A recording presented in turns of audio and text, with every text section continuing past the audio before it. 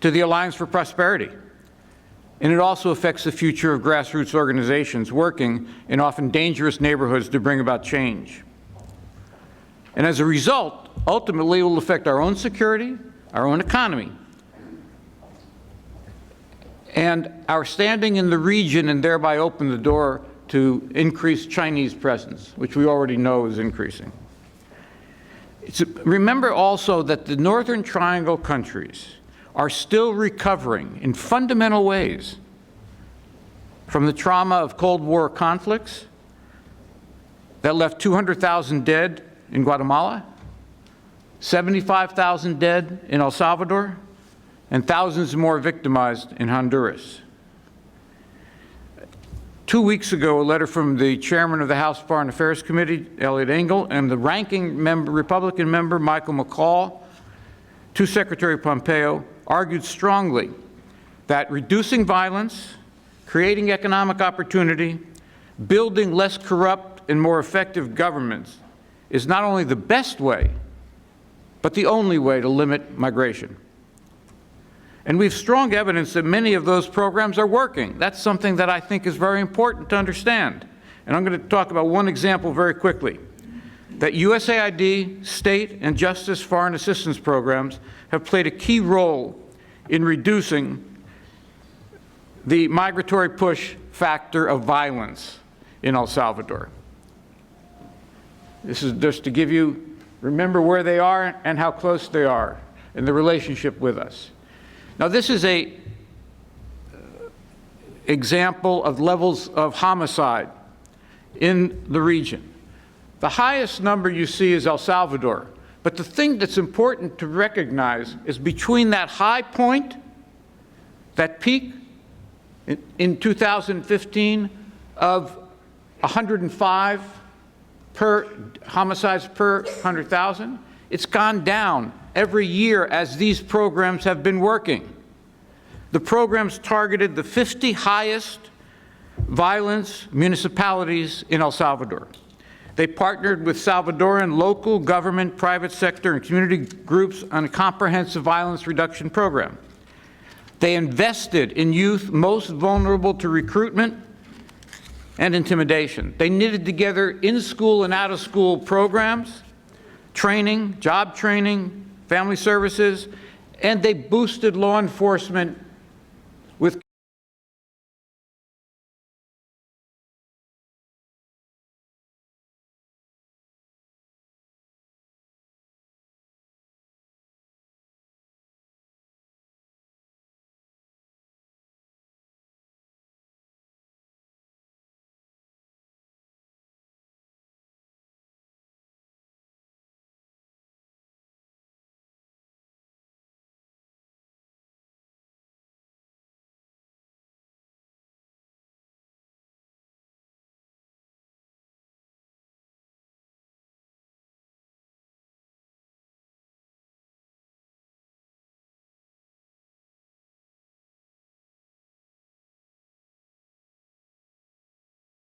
In 2014, El Salvador had unaccompanied children apprehended on the border, 16,000.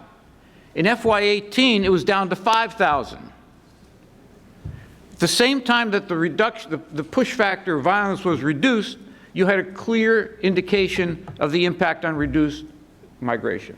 This is family unit apprehensions. In FY16, in El Salvador, it was 27,000. In FY18, it was 13,000. So until the rumors were that they were going to close the border tomorrow, there clearly was a reduction in migration.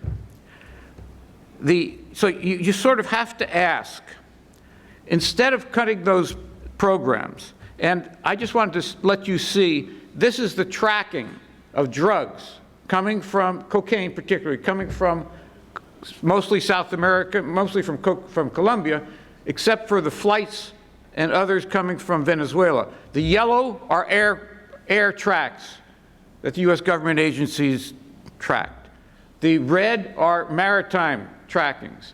There were, I don't know if you can read it, but there were 3,854 tracks that they identified. Of those, 97% were maritime and 3% were air. 84% were on the Pacific side, mostly going into Guatemala, but almost all of Central America, and then up through Mexico to the United States. So, cutting the programs that have been successful in reducing violence, controlling corruption, and doing something about drug trafficking doesn't make a lot of sense. Instead, we should be asking, shouldn't we be expanding those violence reduction programs into other municipalities in all three countries? Shouldn't we work toward giving young people more hope if they stay where they are, rather than listen to coyotes who urge them to flee here before the border is closed? Thank you. Now, let's listen to our panelists. And we have a distinguished group of panelists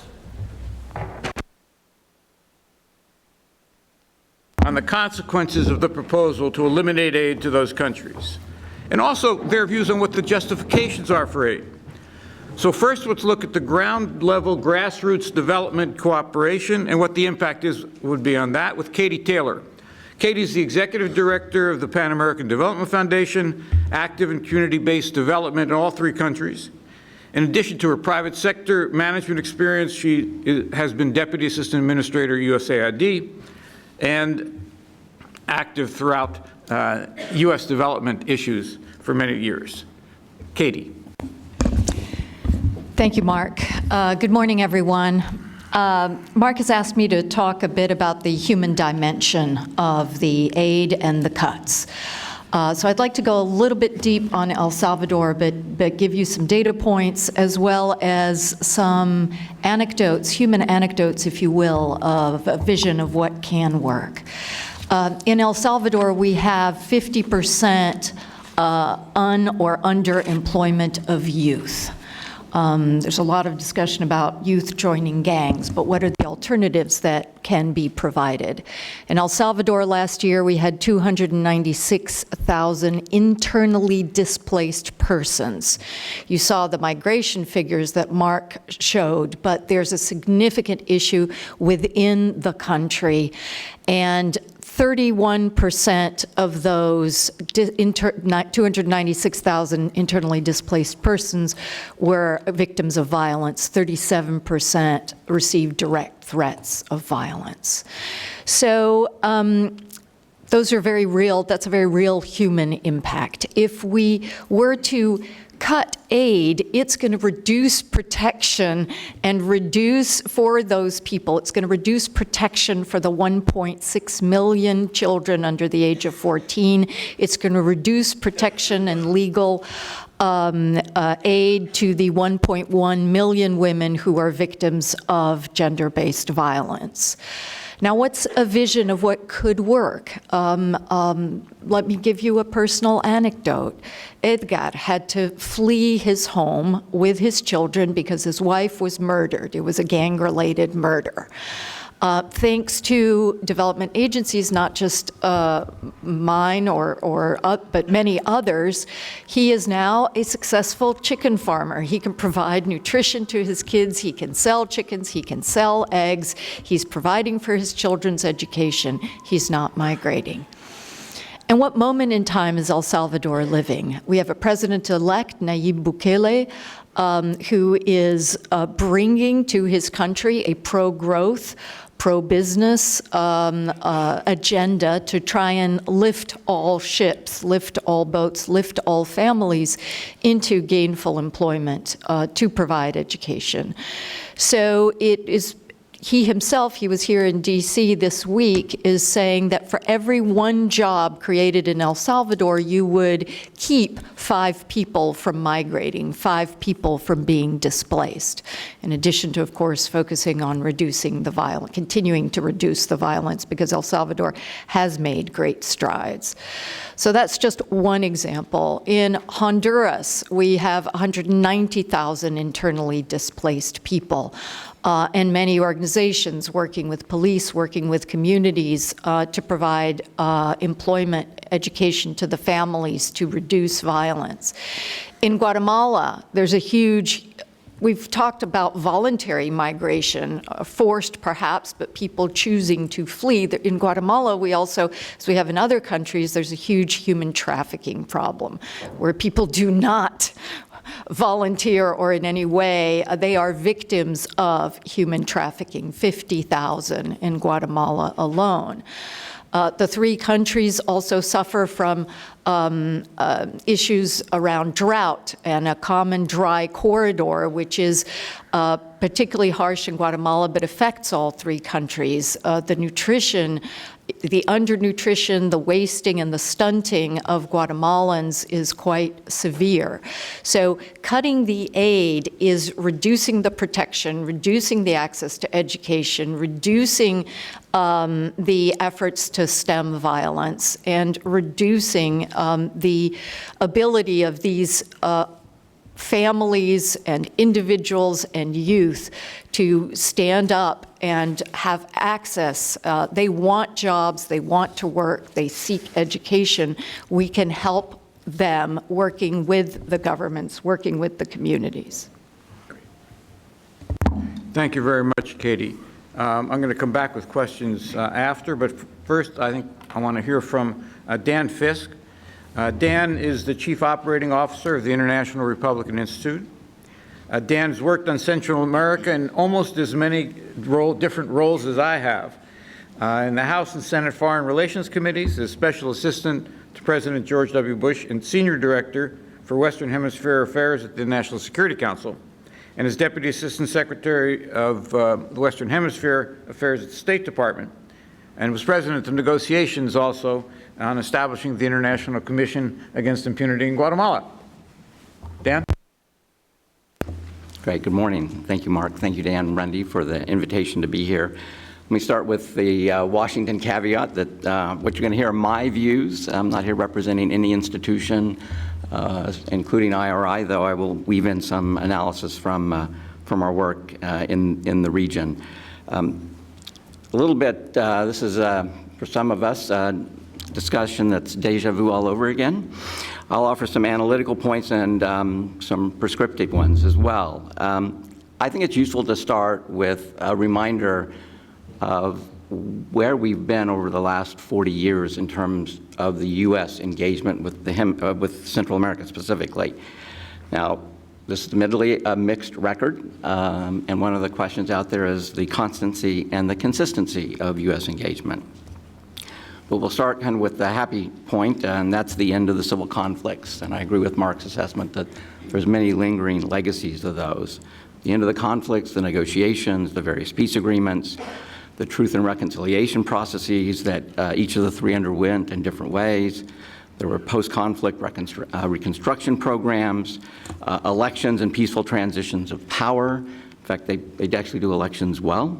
There's in some cases, again, it varied, the extension of temporary protected status by the United States to populations from those countries, the approval and implementation of CAFTA, which was no easy endeavor, and getting across that finish line, the region's receipt of notable amounts of foreign direct investment, Millennium Challenge compacts with all three, and then most recently, the Alliance for Prosperity. The fact is, Central America has made phenomenal progress. And there are many good and successful programs underway today. Yes, there are consequences for cutting the aid, and we should not forget the progress that's been made. And I'll just make reference to this, show and tell. I mean, having read these reports, they're really impressive. The facts, the figures, the success stories. I'll have to point out the people, the pictures of happy Central Americans. But there are nonetheless fundamental challenges that remain. There's a continuing number of citizens that see their future as somewhere else than the country of their birth or nationality. I call this the paradox of Central America, the mix of significant notable progress, but the remainder of equally significant challenges. I'll caveat my remarks from this point on with this. To some extent, having worked on the region as long as I have, I actually have some sympathy for President Trump's frustrations. I also have equal sympathy for the many Guatemalans, Hondurans, and Salvadorans who are seeking a better life, whether it's in their country or here. The ultimate responsibility for change in these countries, for the improvement that we have to keep in mind, ultimately rest with the citizens of those countries. The ones trying to address the challenges, they need our support, not just moral and rhetorical. They need substantive support. That does include assistance, bilateral assistance. The U.S. cannot write off Central America. I don't think that's either in our strategic objective or strategic interest, nor who we are as a people. I also don't think it is the objective of the current process that is underway in the U.S. government. I think the question, though, isn't about cutting aid, it's the direction of aid. And not just American aid, not just bilateral aid, but assistance overall, I would also say foreign direct investment. And I'm going to call out in a very good way Dan Rundy and Mark Snyder's piece on referencing a new social contract. I think that is a really useful construct to think about this. We need to help the Central Americans, the citizens of the three countries, actually, and I would include Nicaragua in this, but for the purpose of this, we're talking about the Northern Triangle. It's time for a new social contract between those governments and their citizens. And let me add this, a social contract has to include the elites in those countries. Because in all honesty, it's those elites that have engineered and benefited the current dysfunctionality that many of these citizens are fleeing from. They have to be a party to this social contract. I also think, as Dan and Mark point out, this is a multi-year endeavor. Easily it's a decade. It's going to be billions of dollars. Not all of that can come from the market. For a moment, I'll be a Republican and say, we like markets. We've tried that with CAFTA. CAFTA is overall a net good for the region and for us, but the market alone isn't going to do it. There's a role for the U.S. government in terms of bilateral assistance. There's a role for international financial institutions, and there's a role for the private sector, and all those need to come together. We have to be ambitious. I do think we have to keep in mind a sustained effort. Plan Colombia, I do believe, is a fair analogy. But we also have to realize that the interaction and engagement, frankly, cannot be left to the supervision alone of the existing elites and institutions in those countries. I think that would be a recipe for more corruption and, frankly, more intentional mismanagement. That's not an oxymoron, but I don't think it is in the case of Central America. Again, going back to this, political and economic elites need to be held accountable. They need to know that their creation of states within the state, which is what exists, are no longer acceptable. Transparency needs to be at every level. It's in terms of revenue and expenditure and decision-making. It's not just following the money. It's a matter of how decisions are made on that. The rule of law should apply to all. All of us who follow Central America know that there's multiple sets of laws that apply depending on who you are, how much wealth you have, and where you are in society. To this end, I think that alternative judicial or dispute mechanisms, or we call arbitration mechanisms, need to be established. And I think they need to be initially administered, actually with third-party oversight and actually the power to pursue independent actions. And these should be at the most basic level at which citizens interact with their government. They should not be off in some distant location that is just theoretical and not real to people in their daily lives. There also needs to be fundamental reformation of the security structures. The region needs appropriate security and police forces for the threats it faces. Salvadorans are not a threat to Guatemalans, Guatemalans are not a threat to Hondurans, and you can go through. My view is they do not need standing armies. I know that is controversial, including with our own Pentagon, but nonetheless, they need to have the forces and the structure that deals with the threats. Today, one of the greatest threats they deal with is transnational criminal organizations. And with all due respect to the role of individuals in militaries, that is not necessarily the threat that they are designed to counter. The other aspect of this is civil society has to be supported. What has given, I think, all of us who worked on the region a great deal of encouragement over the years is civil society actors have never gone away. In some cases, the best and brightest economic actors have left those countries. They are here. We are prospering because of them. But nonetheless, there are actors that have remained in those countries that want to see a better way for themselves and their fellow citizens, government that is responsive and accountable. We have to continue to stand with them. Part of that civil society needs to be the private sector. Private sector is a critical player in all this. But they need to believe in a genuinely fair economic playing field and, again, the rule of law.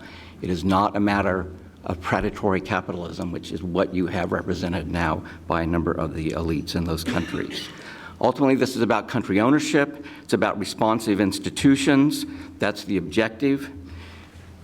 They need the necessary support and the structures. And that's where I think the U.S. government review underway, I hope, is going. I have confidence that it's being conducted in a serious manner and that they will come out at the right point in terms of kind of how the U.S. stays engaged. If I can offer a couple of points to former colleagues, or as a former colleague in government, I think it's important that they do, as they undertake this review, they have to distinguish between priorities and the three countries. The priorities for the United States are strategic, they're security, they're economic, they're humanitarian. I think we have to caution at this point against treating all three countries of the Northern Triangle the same. There are differences. There are different trajectories and different aspects of what's going on in those societies.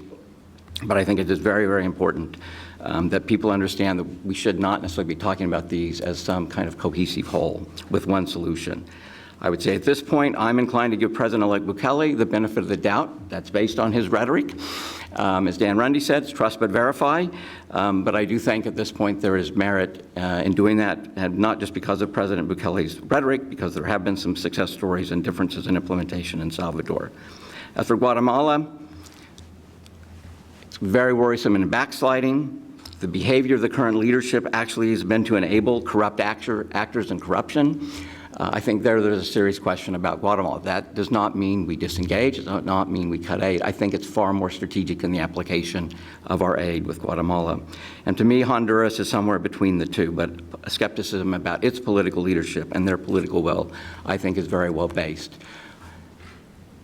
I do think overall, though, we do end up in the places the U.S. government, with the right assistance, will stay engaged. Hopefully it'll be more strategic, it'll be more thoughtful, and more sustained, and then it must be bipartisan. This isn't a matter of the president versus the Congress. This isn't a matter of Republicans, Democrats, and independents. This is a matter of what's in the national interest. So thank you all for your time and attention. Thank you, Dan. Now we're going to hear from Leah Campos, who served as senior advisor to Chairman Ed Royce of the House Foreign Affairs Committee, where she was the lead liaison to all government agencies on all hemisphere policy issues. Leah also was staff director of the subcommittee on the Western Hemisphere in the House Foreign Affairs Committee before that, and then also spent a decade with the U.S. intelligence community. Leah? Thank you very much for inviting me and for having this really important discussion. You know, I want to first of all start with the same caveat my friend Dan had, was that anything I'm saying here are my own thoughts and not reflective of my current employer or anybody else. I think this is a really important discussion to have right now, but I want to start a little bit. You know, defending a little bit the president's concerns, and you know, as I started thinking through this, I reached back to my friends in Arizona, my home state, who are in government in Arizona, and I asked them to describe to me the challenges that they're facing, you know, literally on the front lines. And you know, I watch CNN, MSNBC, and Fox sort of, you know, intermittently, and you see sort of piecemeal views of it. Well, what they are telling me is happening on the border in Arizona specifically is really troubling. And if even a piece of their description reached the president's desk, I too am sympathetic to this sort of reaction that the president had. The combination of unaccompanied minors, family units, large groups, asylum seekers, all coming to the border at once, has, by you know, all accounts, really, you know, overwhelmed our authorities along the border. And moreover, the faith-based groups in Arizona, with whom I spoke with in preparation for this discussion, they are thoroughly overwhelmed. And so, you know, the president's reaction, while, I think is the wrong one, and I also don't want to be a Trump translator. I'm hardly qualified to be a Trump translator. I think what he's trying to do is send a message, put some fire under the feet, both of the Central American governments. We need a lot more political will out of those governments. And also the people who are interested in finding a solution to the troubles that ail Central America and have ailed Central America for a long time, to try and think of better ideas, better ways to measure what has worked, what hasn't worked. Are we doing the same thing over and over and seeing limited success? And the success stories that Dan and others have pointed out, let's highlight those. Let's try and duplicate those where appropriate. So anyway, I just wanted to throw out there that I do come at this with some sympathy for the president's reaction. Having said that, I think it's not the right one. I agree with the panelists thus far. One of the things that really troubled me when I was working on Capitol Hill, when in 2014 we had the unaccompanied minor crisis. And as you all know, we worked on a bipartisan basis to find the money and agreement to put forth a good plan that Vice President Biden spearheaded with his team, and they worked very closely with us on the Hill to see that through. When we would talk about why this plan was necessary back in 2014, a lot of the people on the Republican side of the aisle especially were really moved by the stories of the violence and the attacks on the children along the way, the human trafficking that was happening along the trek from the Northern Triangle countries up to our southern border. Well, one of the things that my friends in Arizona told me that should trouble us here in the States is that what's happening is, because our authorities are so overwhelmed and our faith-based groups are so overwhelmed, human traffickers in the United States are preying on these people as they're heading from from bus stations or wherever their next destination is. They're being preyed upon here in this country too. So it's not just the trek, it's also once they get here. And so, they're real human problems that as a mother, just really break my heart. And I seem to remember my brother-in-law was on our committee. He's a member of Congress. He was on our committee back in 2014 and was then the father of 6. I think yesterday they announced he's going to be the father of 9. But that was what moved him. He was otherwise unfamiliar with what was happening in Central America. When he thought about these children being attacked and abused along the way, it moved him. I think we need to get the story out about what's happening to these children at the hands of human traffickers here as well. Anyway, putting that aside, my thoughts on what we've done so far to help the Northern Triangle and what we need to continue to do are the following. I was at this week the presentation with President-elect Bukele of El Salvador, and yes, of course, we have to be cautiously optimistic. His rhetoric was very good on the campaign trail. He won overwhelmingly in the first round. It's an exciting thing. But one of the things he said this week when he was in town was really important to me. He said one of the first things he wants to do is institute online licensing to open businesses in this country. And he wants to streamline and cut down on the regulatory barriers to entry into the formal economy. I seem to believe that the great number, the majority of the people coming to our border are economic migrants. And I think the common thread, while I do think that we need to address each of the country individually, there are parallels, but they have unique experiences, but the common thread in all three of the Northern Triangle countries is there are very serious barriers to entry into the formal economy. And so you have these, big elite families that benefit from the informal economy. You have to work with the governments. I think we have to work with the governments to get them to think the way I think that President-elect Bukele is thinking. The Hispanic population in the United States starts small businesses in this country at 3 times the rate of any demographic in this country. We are an entrepreneurial lot. And, you know, they would do the same thing in their own countries if they had the opportunity. So I think our first step, the focus of our efforts there need to be in helping these governments create conditions that allow their citizens entry into the formal economy, that allow governments to collect taxes. I know it's a bad word, I'm a Republican, but there needs to be a tax base. There needs to be, you know, there needs to be a formalized way for countries in Central America to do this, and for the private sector to be completely on board, not halfway on board and winking and again, benefiting from the informal economy. So I see this as, I think the security concerns are there. We've had a lot of successes. I think INL is very good at dealing with and helping to enable security.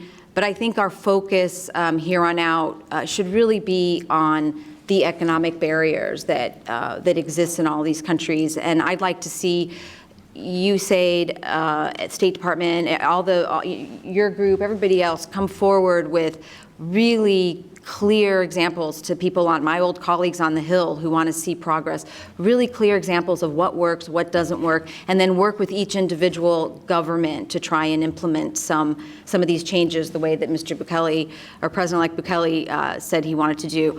And I want to just close with a thought that somebody brought up earlier. You mentioned it too, and I said it a few times, about treating each of these countries individually and not as this, you know, the Northern Triangle countries. When I was on the Hill, I think there's someone here from the Guatemalan embassy, and he'll attest to this. You know, the tendency was for us to receive each of the governments. Receive the Central American governments as a collective. Each of the 3 ambassadors would come together to meet with us, or their staff would come together to meet with us.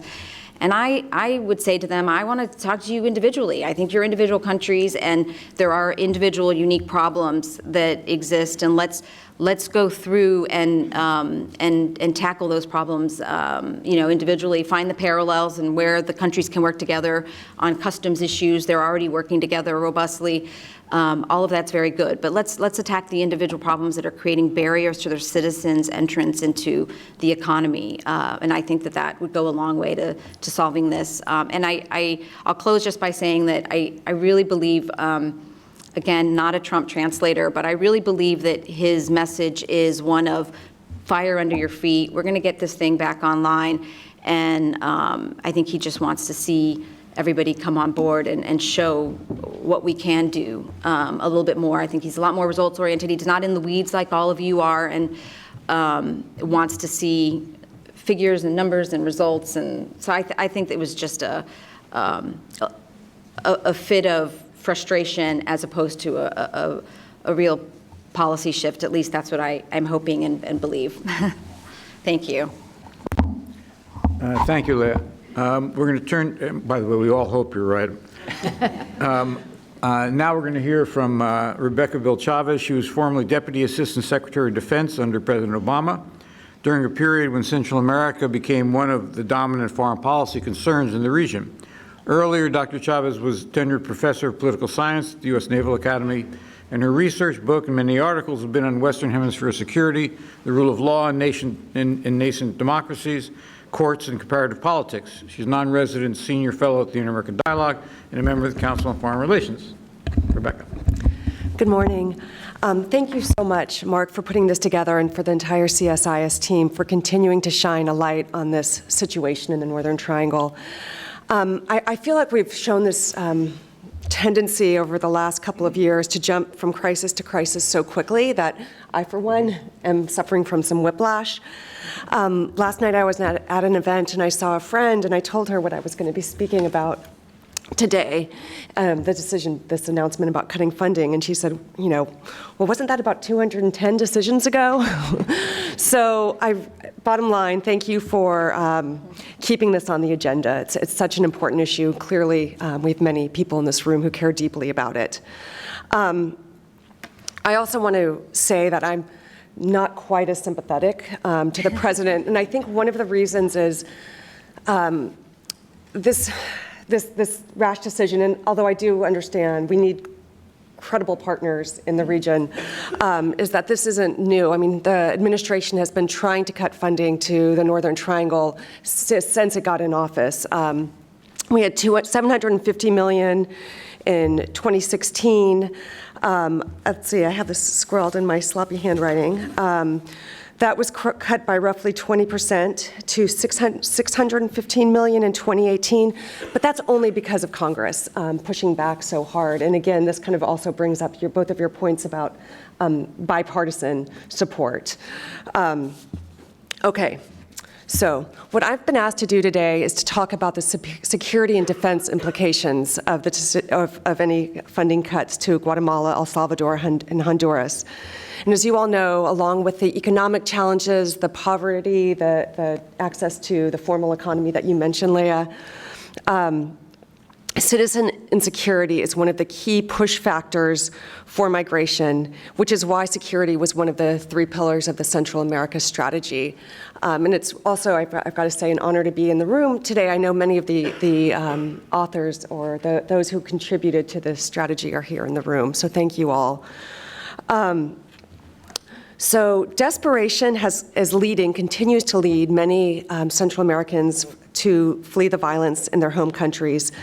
The Latin American Public Opinion Poll at Vanderbilt University came out with a study last year that said over half of the Northern Triangle citizens fear being victim of a homicide in the next year.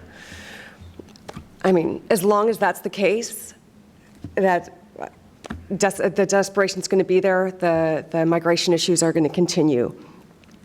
So like these other challenges, the other point is that these problems are not going away overnight, which brings us back to the point of consistency, sustainability of the funding. So what has the U.S. government done with the funding to combat this staggering insecurity and violence? And what's at stake if we do cut the funding?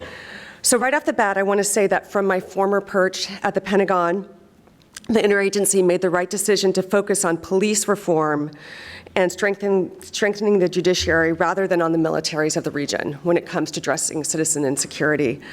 As long as there's an impunity rate of over 95%, citizen insecurity isn't going away, which, Mark, in your introduction, you pointed to El Salvador and the success of programs like the community policing. We need to keep those up.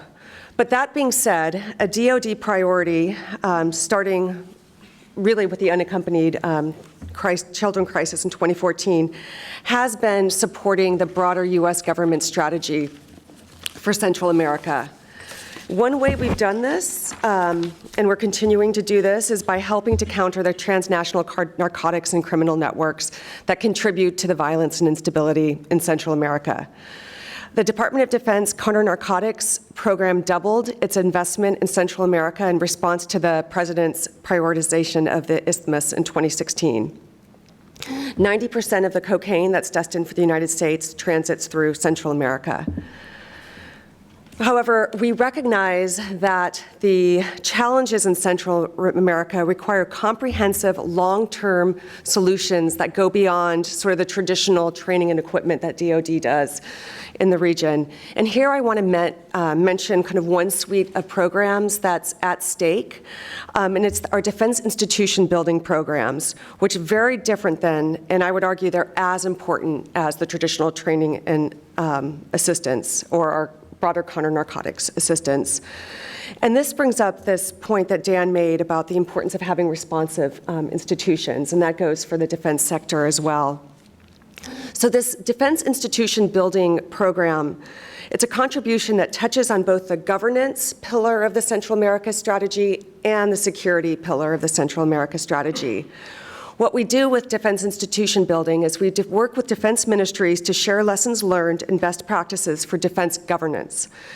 This helps improve the ability to prioritize and plan and improve a range of core defense ministry functions, things like budgeting, acquisition, logistics, and human resource management. And to that end, one of the byproducts of this is greater transparency and greater accountability within the defense sectors. This helps improve overall governance and ensure that the training and equipment that we provide year after year can be absorbed and sustained. In the end, ministries and their militaries are more effective at accomplishing their missions.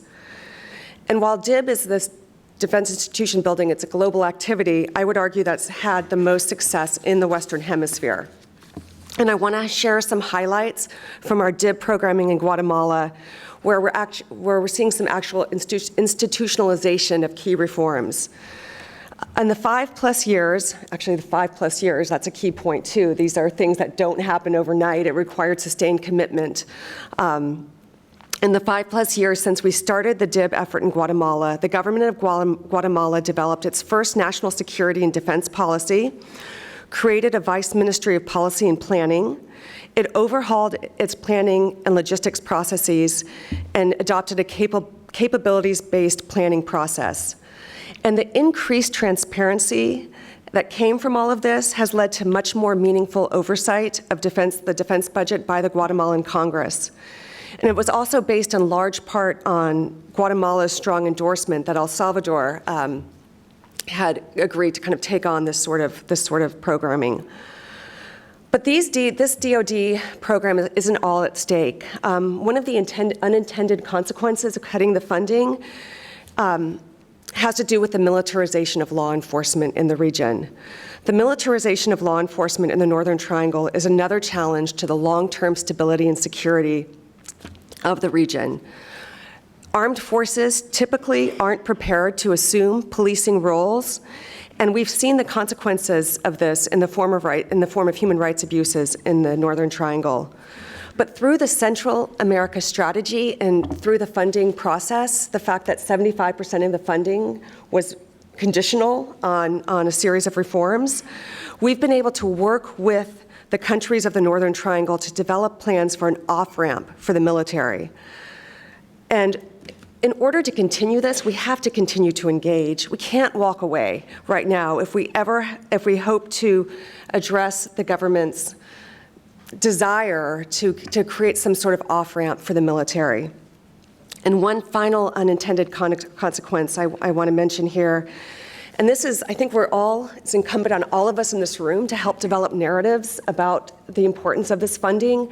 I think the human stories, the trafficking stories, all of these are important. I think maybe one more piece of the narrative that we can share with the administration is that if we pull the plug on the Northern Triangle, China's going to stand ready to fill the void. The National Defense Strategy of 2018 says that the greatest national security threat is great power competition. What better example do we have? So I hope that we all can leave this meeting today and use our voices to talk. I think we all have expertise in different areas to go forward and take this message loud and clear to the administration and continue to encourage Congress to play this important role, and also to the media. Thank you. Thank you very much. To wrap up, we're going to turn to former Ambassador to Guatemala, Steve Mcfarland, to offer his views on the consequences when, Rebecca, push your button. On the consequences when the combination of U.S. government programs, aid, state, justice, are halted. Ambassador Mcfarland served for 37 years in the Foreign Service. He was political counselor in El Salvador in 1988 and 1990, during the time the peace negotiations began. Nicaragua desk officer in the mid-'80s, and has led interagency teams on democracy and human rights and law enforcement in conflict countries. Steve? Well, thank you very much, Mark. Thank you very much to CSIS, to everyone who's attending, to fellow panelists. The Trump administration decision has two components, and one is an assertion that the current assistant programs have failed, and two is the assertion that by cutting assistance, that somehow this will be a lever in order to elicit better performance on the issues that we care about, primarily migration from Central America. And it leaves us with two questions, one of which I'll pose now and one at the end. The first question is, could this, in fact, be a bold, unconventional method that would somehow work? It isn't the first time that the U.S. has threatened or actually cut assistance in order to try to achieve a foreign policy goal. In fact, we did so back in El Salvador 30 years ago to good effect. I think the answer is on this, no. And I really did try to think it through, but no. And I would say that it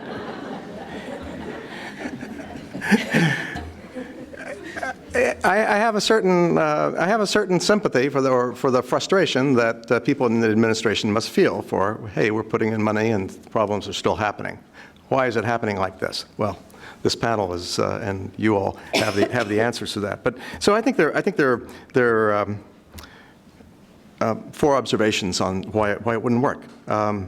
One, I think, is the nature of the problem, and it is both systemic in that a lot of the migration is pushed by either lack of economic opportunity, by short-term humanitarian disasters, and above all, by actual fear of losing your life, principally to gangs and other organized crime systems. There is a certain, the systems, for example, in Guatemala, there is economic growth. Private sector is, I think, generally, it always complains, but they always seem to be doing relatively well. But the system is designed so that it really cannot provide enough employment to everybody who would like to have gainful employment. And that is why Guatemala is sending, I think roughly, sadly, 2% of its population each year to the United States. And nobody in Guatemala is actually sort of pushing for it, but the fact is it works pretty well for the system because it provides about $8 billion a year in remittances, and perhaps it also removes, it serves as a pressure valve. There is, I think, also a certain rationality to this whole problem. And let me sort of jump into at the sort of the micro level. A number of years ago, when I was in Guatemala in a previous tour, went out with one of our assistance implementers for AID on a child malnutrition feeding program. And we went out into the countryside. They had heard that there was a child there who was probably suffering from acute malnutrition. We went out there. We found the home. The mother was there. The child was there. We had to wait for the father. The father came. They agreed. Let's take the child to the feeding station. And we walked through the countryside. Got to the town. We took turns carrying the little girl. She was 2 years old. Light as a feather. I'm sad to say that at 2 years old, she weighed 4 kilos, 9 pounds. That is about 40%, of course, of what a similar child in the United States should weigh. She was being starved to death. And I talked with the parents, and well, they have their small plot of land. The rains didn't come that year. There's no food. What little food they have, they apportion, and this is the sort of the cruel logic of it, to the older children, and I think they were mostly boys, and they were mostly likely to be able to help out, and the girl was sort of collateral damage. So we took her to this station, and I don't know what happened to them, but this is the sort of situation where people have to make a decision: do you stay or do you go? A lot of people stay. There's still a lot of poor people like that in Guatemala, but increasingly they're going. So this is the kind of thing that programs focus on. Later that night, after a long day, I went to a birthday party for a friend in the private sector, one of the major industrialists, and he had dropped probably $30,000 or $40,000 on his party. He's a good guy. I like him. But you know, he himself is not the problem. But the fact is, there's a lot of money, but the distribution of that money, the distribution of economic growth, is a key factor. It's not necessarily getting to all the people that it needs to get to. The other thing about this is that you cut off the assistance. The people making the decisions on migration generally aren't the government. They are people. And the government can have a profound influence on their decisions by creating or not creating security, by creating or not creating jobs via the private sector. But ultimately, it can't keep them from going. I think a second issue is the question of partnerships. We need to be able to work with the countries, including their governments, including the extended government, the judicial systems, the Congresses, the various accountability offices, and with the private sector, of course, and with a lot of powerful political parties. Some are opposition, some are pro-government. But in Central America, as elsewhere in the world, our partners can be tricky to work with. And they are part of the solution, but at times, some of their people are part of the problem. From their perspective, they would, I think rightly, as Mark and others have pointed out, criticize the lack of consistency on the part of the United States. It talks a lot, but then it doesn't, it promises money, it gives it, then it starts cutting it back, it postpones it, then it cuts it again. So we need to work on that partnership. This is particularly important because I think while the focus of the Trump administration here is on the problem of migration, I think there is, in a certain sense, it's either the wrong problem or they're not looking at the problem underneath it. And one of the problems underneath it is the level of corruption and what it does to both the threat of co-optation of the state and leaving a vacuum of power into which organized crime and transnational crime can move. And when we say transnational crime, there's always some people in the region feel, okay, well, you say, well, okay, there's people from other countries. Transnational crime doesn't work without local acquiescence or support, or sometimes, sadly, buy-in. So we need to focus on the problem. And others have mentioned this. If you don't have citizen confidence in institutions, one outcome you get is Venezuela. I did serve in Venezuela during and before Chavez. I can tell you one of the reasons that intelligent people voted for Chavez back in the late 90s was that they were convinced that the institutions and the existing parties were corrupt, just feathering their own nest, time for something different. So there's no Chavez, fortunately, on the horizon in Central America, but some of the conditions are disturbingly similar in terms of politics and economics. The third thing is the nature of assistance. The hope of the administration is that somehow if we cut off or threaten to cut off assistance, that this will force people to do something. There are certain situations where that has worked, and it worked in El Salvador when it was done judiciously a couple of times back in the 80s. This is not one of them. As I mentioned, a lot of the decision-making is actually made by people in terms of migration.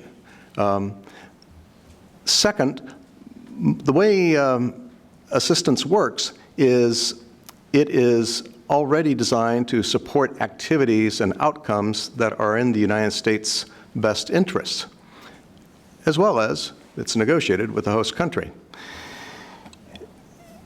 Cutting it off, therefore, doesn't necessarily, depending on the amount of host country buy-in, doesn't necessarily work. Another thing is that from the perspective of somebody who had to implement some of these policies, what do you need in the field? What do you need in an embassy if you're going to try to take on these issues? So, well, you need clear, realistic objectives. You need a strategy that is also realistic and gives you a chance, if supported, to actually have sustainable success. And then you need resources. We tend to use funding levels as a marker for resources. That's good, but let's remember the other resources that are involved. There's the human resource. There is what I would call some of the soft power, and that may have a bad name in this administration, but the fact is you need soft power if you're going to leverage your hard power. You need to have credibility. You need to have access. You need to be able to show leadership. You need to have capabilities, and whether those capabilities are public diplomacy and scholarships and fellowships, or whether it's the ability of U.S. law enforcement to run investigations. You need to have, or it's the ability to impose sanctions, which I think is something that this administration could do more of in Central America. And ultimately, the options regarding trade and investment from the IFIs. These are all capacities. And finally, you have the programs. Programs have to be aligned with the strategy, and vice versa. So if you're yanking out all the assistance programs, you have pretty much gutted whatever strategy you had. If you have the strategy, the resources have to match it.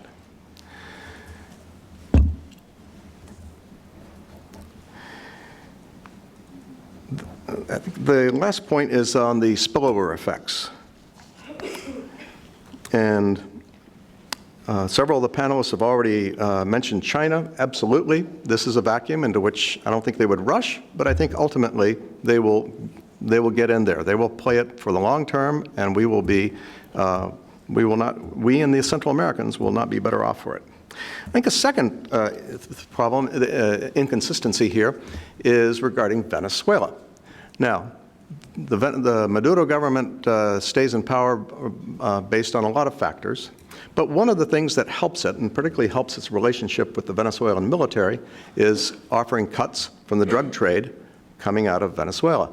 Mark showed the slide up there that showed all the air tracks coming out of western Venezuela, where I got to serve umpty years ago, and going up to Central America. We really ought to be doing policies that reduce Venezuela's illegal exports, and particularly the ones that accrue to sectors of the Venezuelan military, just as we're trying to carry out sanctions on the formal economy. It just makes sense. And so this thing I think is particularly troubling. There's another aspect of the proposed Trump policy that's counterproductive, which is, I think one of the challenges out here, I've mentioned the threat of co-optation of states, is going towards a situation like Nicaragua or Venezuela. We need to avoid that. So those are the three sort of spillover effects. The question that is here, and I think it's a question that I look forward to reading the paper that Mr. Schneider and Rundy have put together, is can there be something better? I think that there has to be, if there is a way to somehow protect and continue useful assistance to the region. There has to be. I would argue that would depend on getting the partnerships right. I think Plan Colombia is a model, but Plan Colombia was built on three things, and we have to ask ourselves whether they match what happens in Central America. Built on three things. Apart from the U.S. assistance, it was built on a democratic base, democratic elections. Nobody was questioning the democratic credentials of those governments. I think that's huge. I think second was, not just leadership by President Uribe. Whether you are a fan or not, he was a leader, and whether you agree with all the policies or not, he was at least remarkably effective in getting the very recalcitrant Colombian state to actually implement them.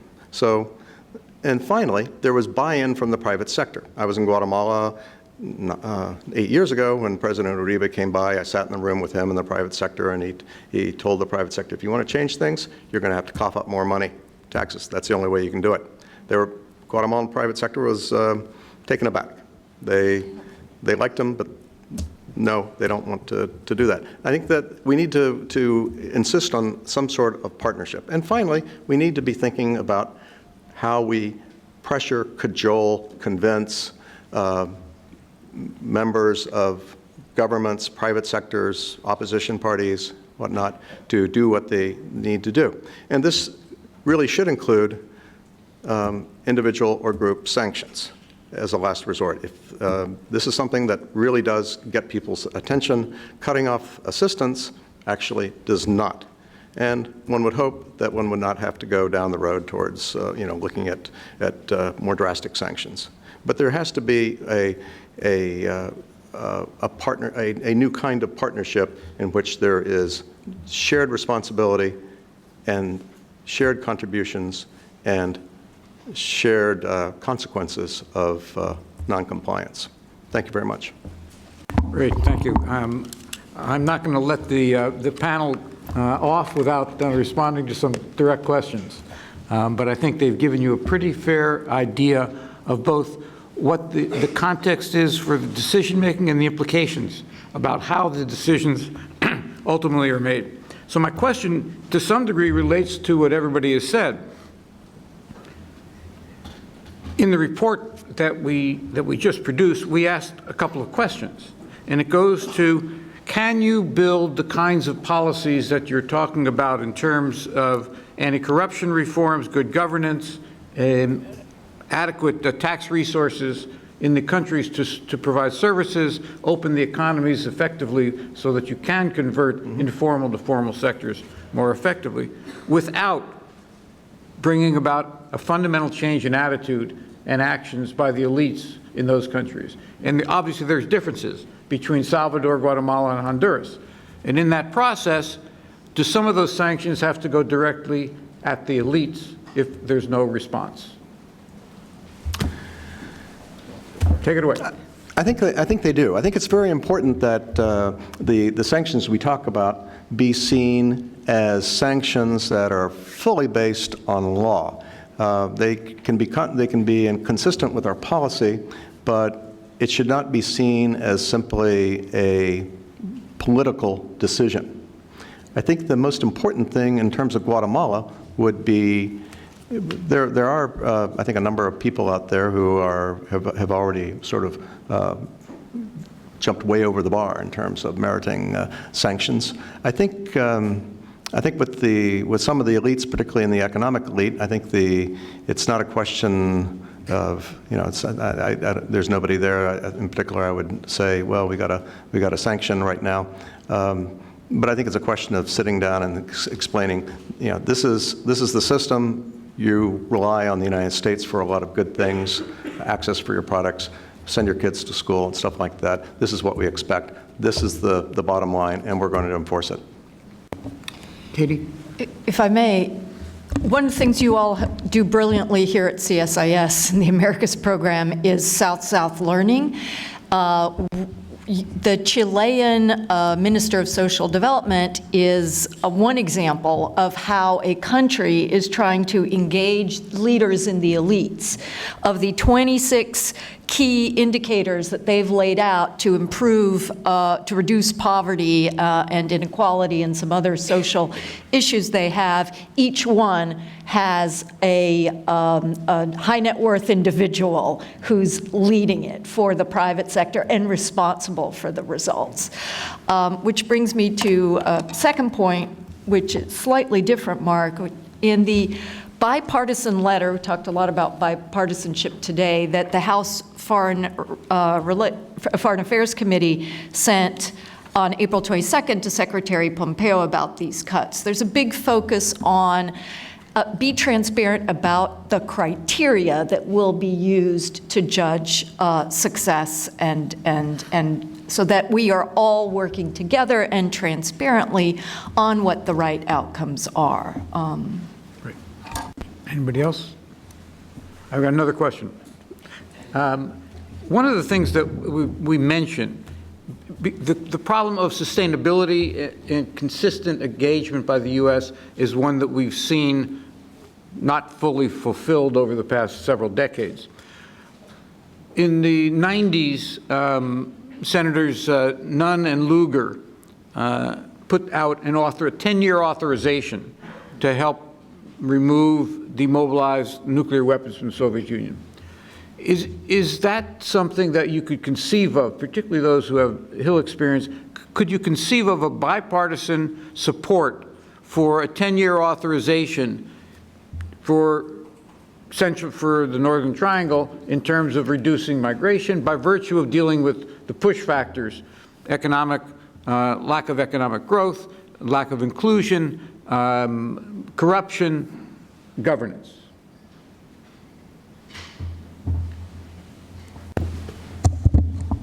I just turned to Leigh and said tenure authorization. That would probably be pushing it, but it's not out of the realm of the possible, as it probable, I guess, on that. You know, there actually are a number of congressional models in terms of engaging on an issue. Nunn-Lugar is one. I'd actually point to a more current one. Senators Blunt and Cardin have continued to remain very active and engaged on Colombia. So some of this is members self-selecting, for whatever reason, themselves to be a point person on an issue. And I think it's been some time since we've had someone on Central America in either the House or the Senate.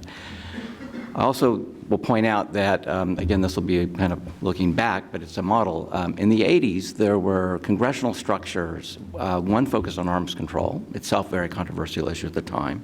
Another actually focused on Central America, not the Kissinger Commission, but actually had to do with the negotiated peace processes, in which members of Congress came together. It was more like a caucus, but they came together and there was an interaction with the executive branch in terms of how to come up with a strategy, how to think about interaction in the case of arms control, of course, then with the Soviet Union, in the case of the Central American peace process, a different set of actors, which was, I would say that one on Central America was far more politicized in certain ways, but nonetheless, there were people behind the scenes, and I will say here, the late Senator, or then House member, but then Senator John McCain, and Chris Dodd, who did a lot of work on Central America. And again, this is a matter of taking personal interest in a region, an issue, interacting and being proactive and empowering staff. I think I can speak on behalf of Leigh and I. If you empower staff, they will actually, they can act, at least speak in the voice of and make sure that they do help members do their due diligence and all that. So there are models there that can be used. And Plan Colombia is another classic example. I mean, in the sense of here, as President Bill Clinton worked with Republican House Speaker Denny Hastert to actually lay the foundation for the initial on Plan Colombia. I mentioned already Blunt and Cardin, but I think there's lots of models. Now, to some extent, it may be, again, do people step up or people approached and saying, hey, have you thought about this in terms of the interest in the hemisphere? So, yeah. Yeah, so earlier, Mark, as you know, and Ranking Member Engel's lead staffer, Juan Carlos Monge, was here, and he was telling me about the bill they're going to drop very soon, and it authorizes. I don't know if it's 10 years, but it's still authorized, which is a good thing, and it's bipartisan. And I asked him about the mood on the Senate, and he said it's great that Cornyn will be leading on that side. And so I think there really is, like as in 2014 when the unaccompanied minor crisis happened and there was bipartisan buy-in, I think that the same is true here. I maintain pretty close contact with Mr. McCall and his staff because I just left the Hill in January, so it's hard to let go, I guess. But I had traveled quite a bit with Mr. McCall back when I was on the Hill because he was the chairman of the U.S.-Mexico Interparliamentary Group. And, I think for this moment, there couldn't, as much as I miss Chairman Royce, and I thought he was, obviously you all probably agree, he was a really good chairman. I think for this moment, it's good to have Mr. McCall there because I don't think anybody understands Homeland security issues, border security issues from a border state like Texas the way Mr. McCall does, and the fact that he was in El Salvador on a Codel when the announcement came down, and he was the one who said to Mr. Engel, let's do a hearing on this, and let's do something about this because we don't want to see cuts to the Northern Triangle. He understands it and is working very closely, as far as I understand, with Mr. Engel to get some good authorization passed. I have a question for all of you, and if you remember at the outset, Dan mentioned that in the report, and he particularly focuses on this $8,000 sort of bar, that when you get over it, that it shows that there's reduction in migration. The argument is that that's one thing, but that also there needs to be reduction in homicides and crime, and I would also argue on corruption. The countries that he mentioned were Mexico, Panama, Costa Rica in terms of having reduced very little migration to the U.S., Mexico having come down. But I would also just note that Panama's homicide per 100,000 is 9.6 versus the Central America 40, 50. Costa Rica's is 12.1. Mexico is actually, as a nation, is 16. So I think that you have to put several things together. Yes, you need to see income per capita rising, which means greater distribution, not simply the 10% benefit, but the country as a whole benefits. And there's one other thing which I'm not sure on the Hill there's awareness of this, and that's why I want to show you this one slide. Maybe, yeah. This is the World Bank ranking of control of corruption. If you notice, we're Salvador, Honduras, Guatemala. Guatemala is just about the lowest in the hemisphere, except for Venezuela now, at just over 20. Honduras is around 25. Salvador is around 30, versus Chile, Uruguay, virtually at the level of the U.S. and Canada. And the difference is that as a result, that has an impact both in terms on economic investment and has an impact as well on crime and violence. And one of the things that I'm curious about is whether you think that on the Hill there's an understanding of the linkage between corruption, organized crime, and the level of fear of violence in Central America and the impact on migration. Do you want me to take that? Yeah. Yeah, I'm absolutely. There's an understanding of that. As you know, Mark, because you hosted a panel on corruption issues earlier in the year. There's interesting debate about how to go about dealing with corruption, whether it's CSIS or other models. That debate exists, but I think to a person, everybody who tracks Latin America on the Hill, my colleagues who are still there understand, and the members understand that that's a big problem and an important component of what this aid should be tackling. Rebecca? I just want to add that that's the corruption index you just put out. It's no coincidence that Chile and Uruguay are the two countries with the strongest rule of law. So I think this is another reminder of the importance also of judicial reform, strong judicial branches, autonomous judicial branches. Steve? Yeah. Progress is possible, and in the case of Guatemala, I served there twice, once in the early 2000s and once as ambassador 2008 and 2011. There was a sea change during the second time, and that was the combination of a cooperative government, a fairly a mixed response from some of the prosecutors and judiciary and Congress. CSIS, and in cooperation with the United States and other embassies, the U.S. played a large role, helped revamp the judicial system so that you had more transparent and honest judges, so that you had special courts, so that you had a wiretap unit that was actually used just for law enforcement, not for political purposes, and was very effective. And this changed things, and it had a spillover effect on counter-narcotics, which is not in CSIS brief, but which improved in those years. So I think progress is possible. It's coming up on it's being challenged and pushed back right now in Guatemala, but it is possible.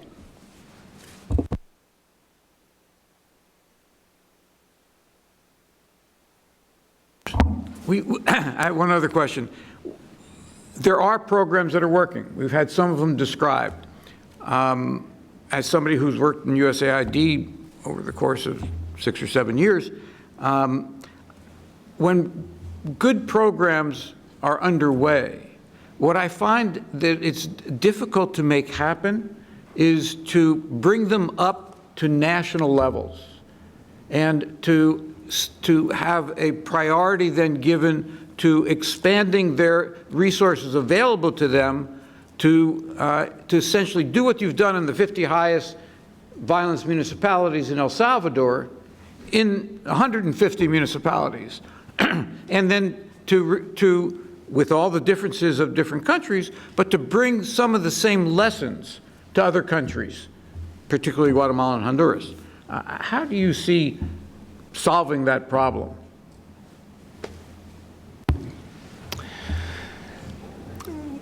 I think for a long time, U.S. assistance in sort of after the 90s in Central America has been enough to address certain issues, enough to maybe demonstrate some concepts and capabilities, but not necessarily enough to solve the problem. Part of it goes back to our willingness to be engaged for a long period of time. I think, though, that it is possible to scale up. I think the more you scale up, the more some of these problems, which some of us see as problems and which others see as inherent parts of a system that works, you start getting conflict, but I think it can be addressed. Katie? Also, these are complex problems.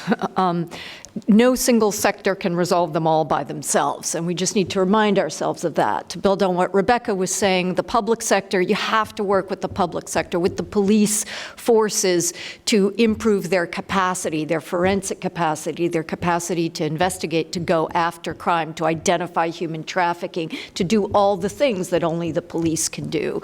You have to work with the public sector to improve the judicial capacity of judges, of prosecutors, of public defenders, or whatever iteration of that system exists locally, and to help them figure out how do you do appropriate case management that goes into the prisons and that then tries to reintegrate and reinsert folks who've been in contact with the law or been in prison into gainful employment. These are all activities that have to work with the public sector, but in combination with civil society groups.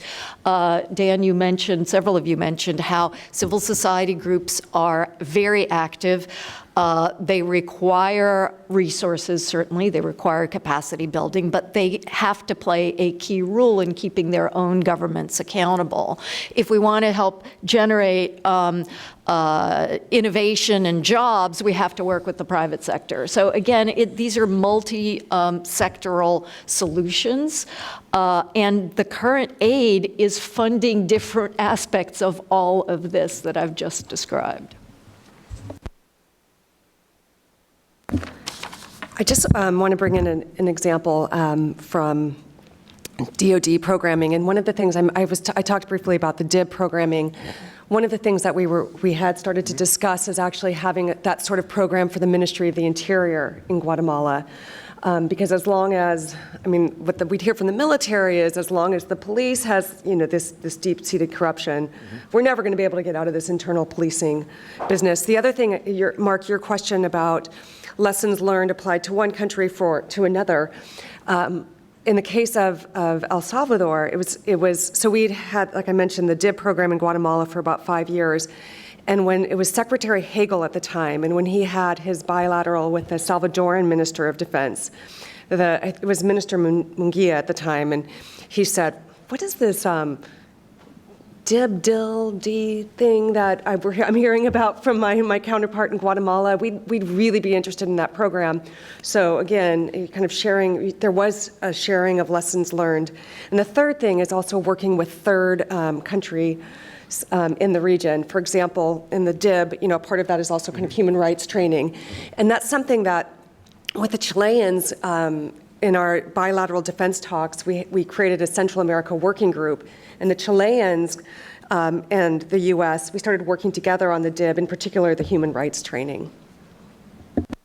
And I just would note that, as Michael mentioned earlier, what was clear from that bar chart is that Chile and Uruguay have done things that can help Central America. We actually, it's online if you want to read it. The diagnostic on corruption in the 3 Central American countries, and the diagnostic and assessment of what Chile and Uruguay have done.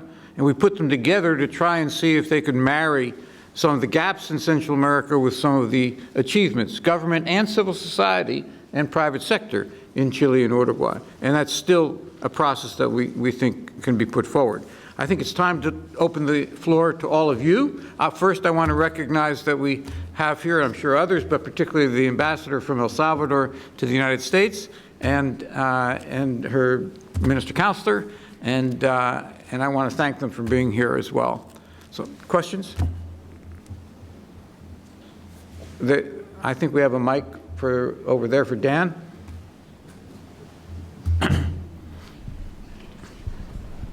Identify yourself. Sure. I'm Dan Erickson with Blue Star Strategies and the Penn Biden Center.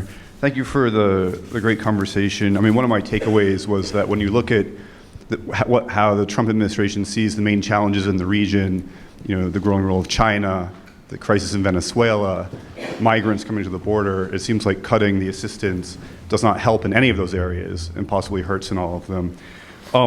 But as you allude to, you also need partners on the ground.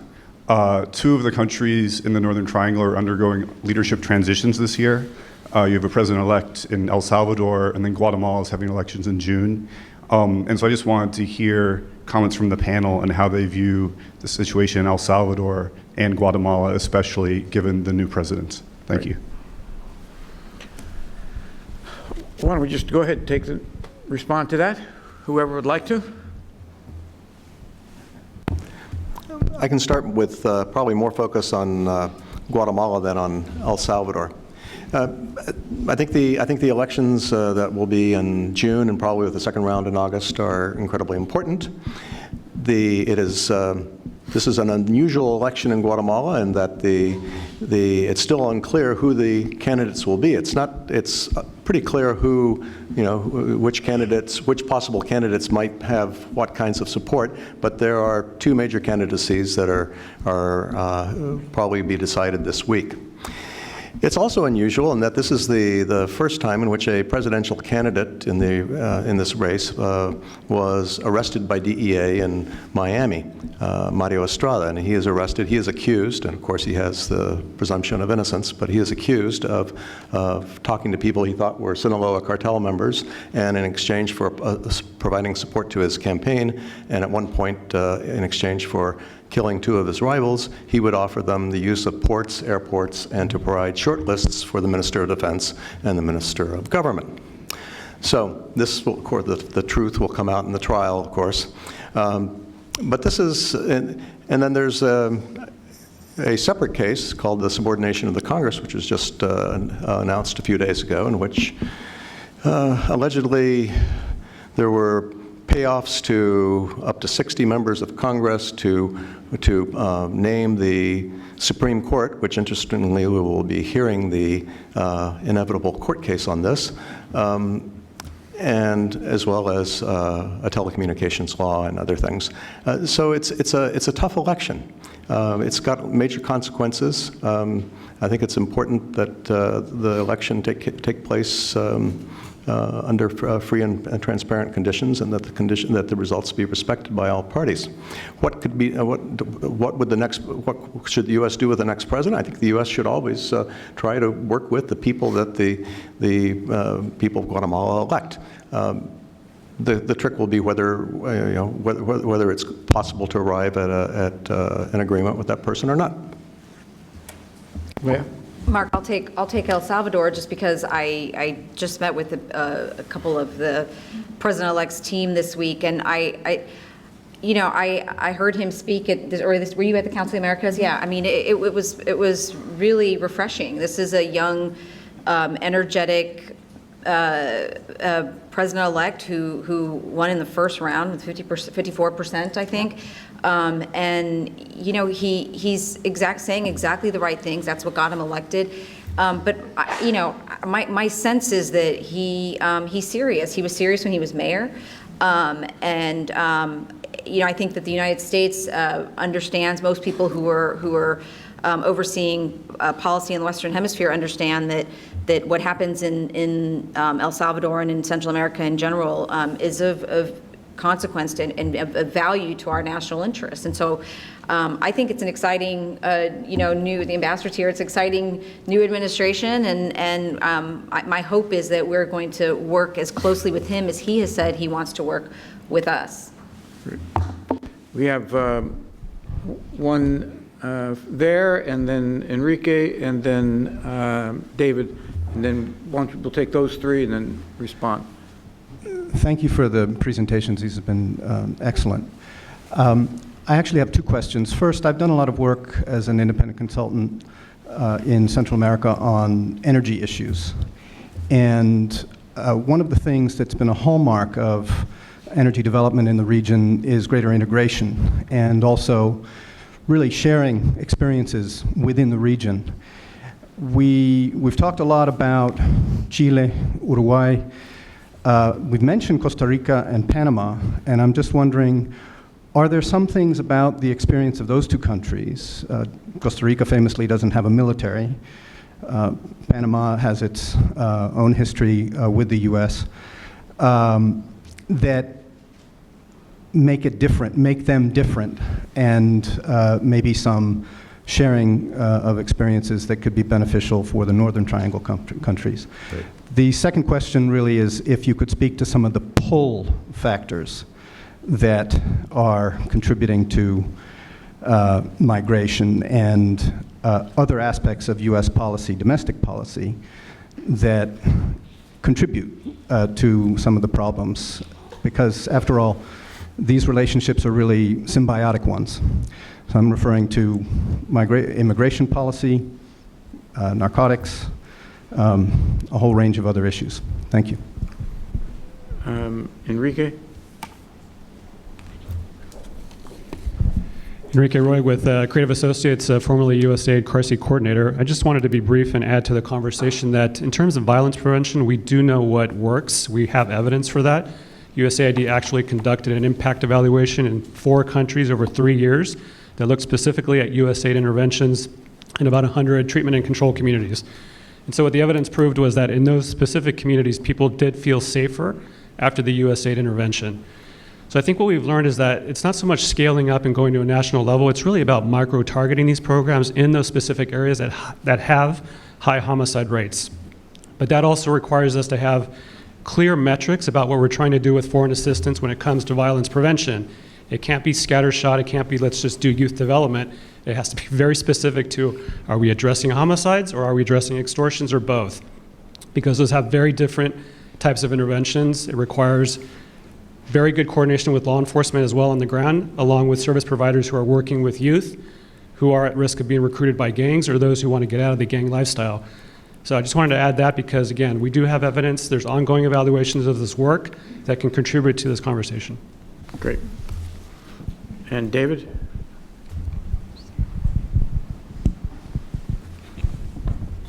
Thank you, Mark. David Lewis, Manchester Trade and CSIS. Excellent work to all of you. I'm a mistrained and repentant economist, so on the 8,000 number, in a way, we're kind of a paradox of success in the region. Those of us who have families and send remittances, you'd be surprised how many people are at the 8,000. The problem is the way we count in economics what is per capita income. All these countries that are 4,000. Spent a week before Easter in San Salvador.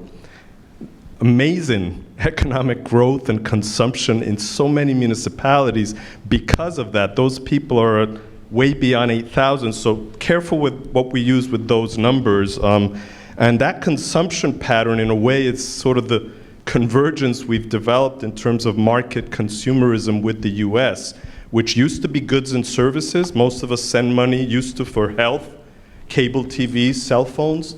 Number one area we're sending money for now is security. That's the biggest booming business in all these countries. So again, there's a sort of paradox and mixed success there because it's kind of warped that, you know, the growth is being used to fund more security, and that's the essential problem that all these countries have. So something to bear in mind in the future. Thank you. Comments? Katie? I just wanted to tee off of the very cogent comments here on violence prevention and to say that indeed the science of development around primary, secondary, and tertiary violence has evolved and advanced dramatically over the last couple of decades and is absolutely being reflected in the programming that AID and other parts of the government are leading. A quick comment on Costa Rica in particular. We mustn't forget that some of these countries, although they are success stories, are also suffering from issues. Costa Rica right now is receiving thousands of Nicaraguan migrants, and we can't forget that they may also be in need of some different types of support to maintain the success story. Yeah, great, thanks.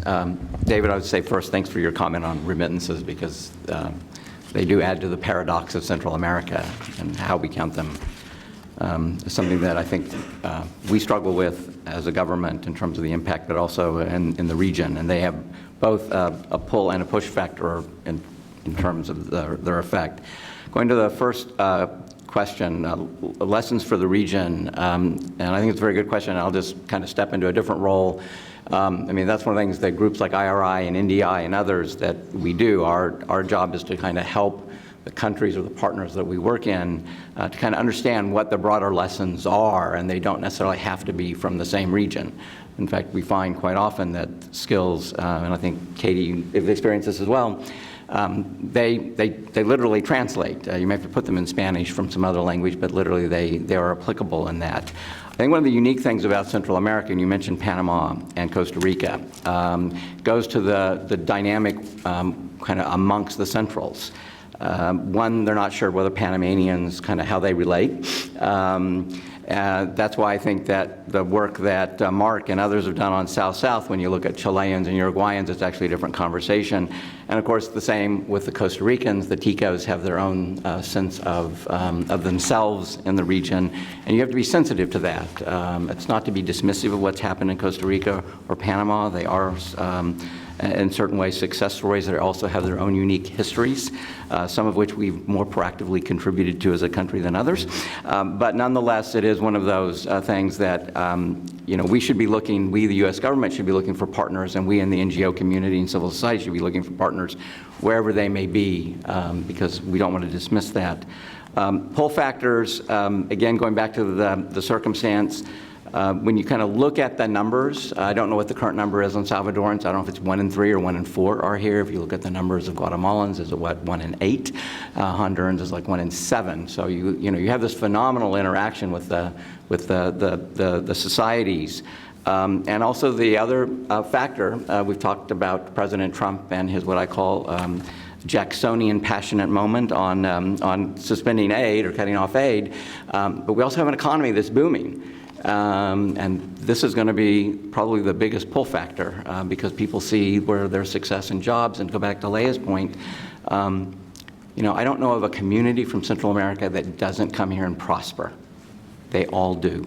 And I think that's one of the fundamental questions we have to keep going back to is why can't they prosper in the countries from which they came? That is not to make an argument for excluding them. It's to ask a fundamental and basic question in that. I saw a hand up there and here. And that probably is going to bring the last question. It's Marie from RTI. We've heard a lot today about combating corruption and the need to put pressure on elites, and then how our assistance should be addressing not only judicial reformation, but also economic barriers. So I'm just wondering, Leah and others, do you think there's a role ideally or hopefully when the president renews assistance to the region for increased use of Magnitsky sanctions and other kind of political pressures like that to help combat corruption, but also kind of add to our assistance, make sure it's going to the right places? And this gentleman. Hi, Peter Levine. I'm an independent consultant and recently had the pleasure of traveling to Honduras with some of Enrique's colleagues from Creative, where they're doing really interesting work in the dry corridor, combating food security, work that, frankly, U.S. assistance has helped to push. And it's now being carried on in a next wave by the Honduran government, by the World Bank. So I think there's a panel next week that Dan's doing about demand-driven assistance, and I think there's some interesting parallels there. I guess my questions are, one from a practical perspective. Is this a moment of Jacksonian frustration, I guess? Or is this really being translated into practical impacts? Because I get some mixed messages talking to my friends in AID and in the countries. So is it just rhetoric? Part of me wants to think it's just rhetoric, and I tend to ignore the noise a little bit these days. Or is it actually, do you see this in practical terms having an impact? And I guess secondly, and I'm not surprised, but maybe a little disappointed that nobody from the administration was here to talk about the decision-making, but is there some other logic model or framework or theory of change going behind this decision? If we execute this, it'll have this consequence? So I'm just wondering, it is an administration that values data and evidence, and that's something that's been done a lot, but I'm not sure I see it there. So thank you. Good question. I think a number of us have asked that. I mean, neither Leah nor I are here to represent the administration. We've offered some observations on where we think the president's thinking is and where the administration is going. I'll reiterate something I said in my earlier remarks. You know, I have a great deal of confidence in our decision-making system. The professionals who are at stake, AID, Millennium Challenge Corporation, you can just go on and on. I mean, my sense is, and this is clearly some distance removed, is that they're being respectful of the expression that the president made in late March. There's a practical impact. Katie's mentioned some of it, others have mentioned right now. But it is a serious review. They understand they need to make a case. What no one, I think, knows is kind of when it goes to the White House and kind of what that process is. This White House has decided to conduct its foreign policy and interagency decision-making in a different way than others, and some of us have served in. That's not a value statement. That is just White Houses are actually entitled to do that. Presidents are entitled to that, the structure that suits them. So I just remain, I'll say, hopeful that the best case is going to be made for the effectiveness of programs and being put forward in a very, very straight way. So how all this comes out, again, I don't think we walk away from the region. Going back to what Rebecca said, yes, OMB is proposed to cut lots of things. And Congress has made sure that's not the case. So that's the other part of our system that works. So in that regard, you know, some of this may be that we'll see what happens in the appropriations process in the end, and that may be kind of what the outcome that we have to deal with. Leah? Yeah, and just to answer Marie's question about, you know that tool better than anyone. You worked on it a lot, the Magnitsky sanction, or the Magnitsky tool, when you were working on House Foreign Affairs.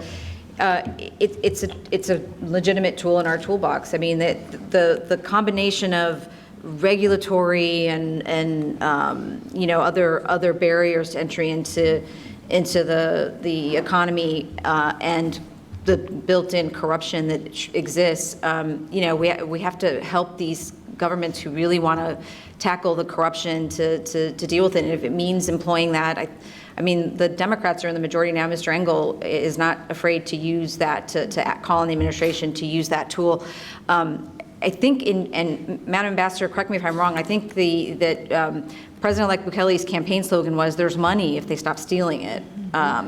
And so, yeah, I think that there's the political will from those governments to go after corruption and to try and break down that sort of what has turned into a culture of corruption is going to be really important, and our support behind it, using those tools and others, is going to be key. Well, I'm going to close by thanking the panelists, thanking the audience, and expressing the hope that some of the wisdom that was expressed here today, particularly about the need for continued U.S. engagement in the Northern Triangle and Central America, will make its way to those who are making decisions in the executive branch. Thank you very much.